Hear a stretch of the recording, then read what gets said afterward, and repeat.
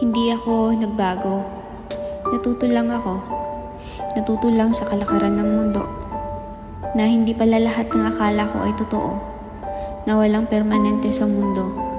Sa paglipas ng taon, natuto akong walang oras pala ang dapat sayangin. Natuto ako sa mga bagay na dapat i-priority sa buhay. Mga taong dapat bigyan ng pansin at oras.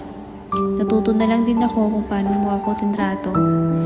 Dahil sa'yo, na-realize kong umasa sa sarili ko at hindi lang sa ibang tao.